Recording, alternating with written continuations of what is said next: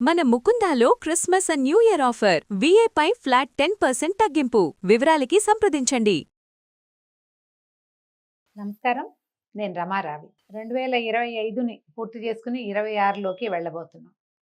ఈ సంవత్సరాన్ని ఒక్కసారి వెనక్కి తిరిగి సింహావలోకనం చేసుకుంటే ఈ ఏడాదంతా ఎండలెక్కువ, వానలెక్కువ, రైతు సోదరులు చాలా ఇబ్బంది పడ్డారు. ఎన్నో రకాల విచిత్రమైన ప్రమాదాలు, బస్సు ప్రమాదాలు, ఇక ఒకటేమిటి ఎన్ని రకాలు లేఓవర్లు, ఉద్యోగాలు పోవటాలు, ఉద్యోగ భద్రత లేకపోవటము, విద్యార్థులకి ఫారిన్ వెళ్ళే అవకాశాలు కొంచెం సన్నగిల్లిపోవటము, ఎన్ని రకాలో కనపడ్డాయి. అసలు ఎప్పుడూ చూడని రకపు వ్యవహారాలన్నీ, తుఫాన్లు అవి కూడా కొత్త కొత్త పేర్లతోటి చాలా చూసాం. 25 వేగంగా గడిచిపోయినట్టు అనిపిస్తోంది. ఈ వేగంలో ఎన్నో వినాశనమైన వ్యవహారాలని మనం చూస్తూ ముందుకొచ్చేసాం. అయితే వచ్చే సంవత్సరం ఎట్లా ఉంటుంది అనేది ఎప్పుడు కూడా మనకి ప్రశ్నగానే ఉంటుంది.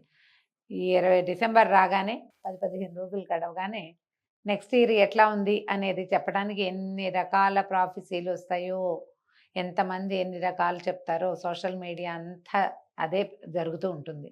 పేపర్లలో, పుస్తకాలలో, పత్రికలలో, యూట్యూబ్లో, మా సుమన్ టీవీలో కూడా వచ్చే సంవత్సరం ఎవరెవరికి ఏ రాశుల వాళ్ళకి ఎలా ఉంటుంది, ద్వాదశ రాశుల వారికి ఉన్నటువంటి ఫలితాలు ఇవే మాట్లాడుకుంటూ ఉంటాం. అయితే ఈ ఫలితాలకి ఏముంది కానీ మనకి మనం ఆలోచించుకోవాలి ఎప్పటికప్పుడు. ఈ ఏడాది ఎదుర్కొన్నవి వచ్చే ఏడాది రాకూడదు. ఇందులో మానవ తప్పిదాలు ఏమున్నాయో వాటిని సరిచేసుకుందామనే ఆలోచనతోటి మనం ముందుకెళ్ళాలి. ప్రయాణాల్లో ప్రయాణ భద్రతను గురించి ఆలోచించాలి. వాతావరణంలో ఇన్ని రకాల మార్పులు వస్తుంటే దీనికి మనమేమైనా కారణమా అని ఆలోచించి వాటిని ఏమైనా మానవ తప్పిదాలు ఉంటే వాటిని సరిచేసుకోవాలి. ఉద్యోగాల్లో భద్రత లేదు. ఇప్పుడు వాతావరణానికి పెద్దగా మనం చేయగలిగేది ఏముండదు. అది ఎక్కడో మొదలుపెట్టి ఇక్కడికి వస్తుంది మన నెత్తి మీదకి. కనీసం మన ఉద్యోగాల వ్యవహారం వరకు మనం చేసుకోవచ్చు కదా. మన ఉద్యోగాల్లో కష్టపడి పనిచేసే ఆలోచన చేయాలి. ఉద్యోగాన్ని నిలబెట్టుకోవాలి. విద్యార్థులు మరింతగా ముందుకెళ్ళాలి, మరింత బాగా చదువుకోవాలి, దానికోసం ప్రయత్నం చేయాలి. విదేశీ వ్యవహారాలు కాకపోతే స్వదేశీ వ్యవహారంలో అయినా మనం సక్సెస్ అవ్వాలి. మన దేశ ప్రగతికి మనమే కారణం అవుతామని ఆలోచించుకుని అదేదో రాకపోతే టెన్షన్ పడి బాధపడకుండా ఇక్కడ ఉన్న అవకాశాలన్నింటినీ కూడా కైవసం చేసుకోవడానికి విద్యార్థులు ప్రయత్నం చేయాలి. ఈ సంవత్సరం అంతా ఎలా ఉంటుంది అనే ఆలోచన కాకుండా ప్రతిరోజుని మన రోజుగా చేసేటువంటి ఆలోచన కనుక చేస్తే అంత ఇబ్బంది ఉండదేమోనని అనిపిస్తుంది. ఇప్పుడు ఈ సంవత్సరం చూసినటువంటి వానలు, వాటి వల్ల రైతులు పడిన ఇబ్బందులు, ప్రజలంతా పడిన ఇబ్బందులు, వాటిని తలుచుకుంటే వచ్చే సంవత్సరం మళ్ళీ ఇలాగే ఉంటే ఎలాగరా దేవుడా అనిపిస్తుంది. కానీ అట్లా ఆలోచించం కదా.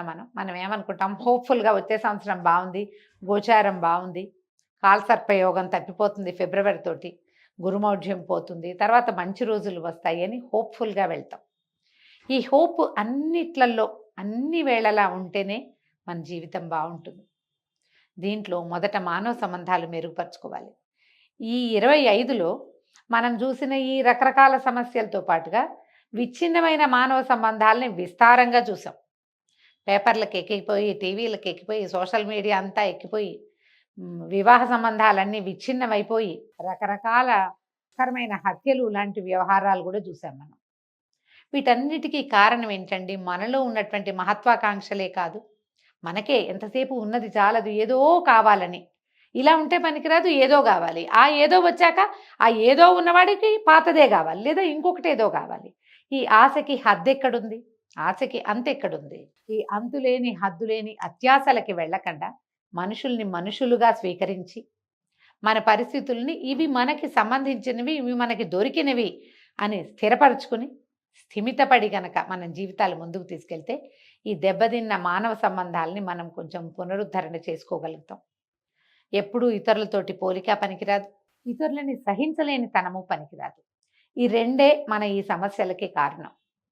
కనీసం వచ్చే సంవత్సరమైనా ఈ రకమైన ఆలోచన విధానాన్ని మానుకుని సరైన ఆలోచనతోటి ముందుకెళ్దామని మనం ఒక నిశ్చయం చేసుకోవాలి. ఎవరైనా మామూలుగా నేను అందరినీ అడుగుతూ ఉంటాను, ఏమిటి న్యూ ఇయర్ అది ఏం నిశ్చయించుకున్నారు, ఈ సంవత్సరం ఏం నిర్ణయం చేసుకున్నారు, వచ్చే సంవత్సరం ఏం చేయాలనుకుంటున్నారు అని నేను చాలామంది పిల్లల్ని అడుగుతాను. నేను కూడా చెప్తుంటాను, ఈ సంవత్సరం ఇది చేయాలనుకుంటున్నాను. సరైన పని చేయాలని అనుకోండి, సరిగా ఉండాలనుకుందాం, మనుషులుగా ఉండాలని భావిద్దాం. ఈ నిర్ణయానికి గనక మనం వస్తే మనుషులైతే సరిగ్గా ప్రవర్తిస్తారు, సరిగ్గా ఆలోచిస్తారు. ఈ 2 ముఖ్యం కదా! ఈ 2 రకాల ఆలోచనలతోటి మనం 26లోకి స్వచ్ఛమైన మనసులతోటి అడుగు పెడదాం. వారం రోజులది 10 రోజులు వచ్చేసరికి న్యూ ఇయర్ వచ్చేస్తుంది. ఒక పార్టీ చేసుకోవటమే కాదు, ప్రతిరోజు పార్టీలాగా ఉండాలి. ప్రతిరోజు సంతోషంగా ఉండాలంటే ఏం చేయాలో ఆలోచించి పెట్టుకుంటే ఇవాల్టి నుంచి మనం వేసే అడుగు సంతోషకరమైన, ఆరోగ్యకరమైన అడుగుగా పరిణమించడానికి అవకాశం ఉంది.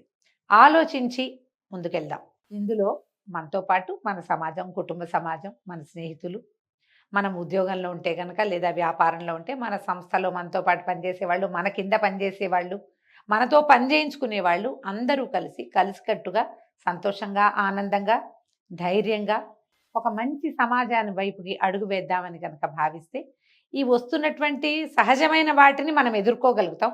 అసహజమైన వాటిని మనం అసలు తీసేయగలుగుతాం. ఆలోచించి 26లోకి అడుగు పెట్టండి. రోజు ఆలోచిస్తుంటే మంచి ఆలోచనలే వస్తాయి. ఆలోచించండి. నమస్కారం.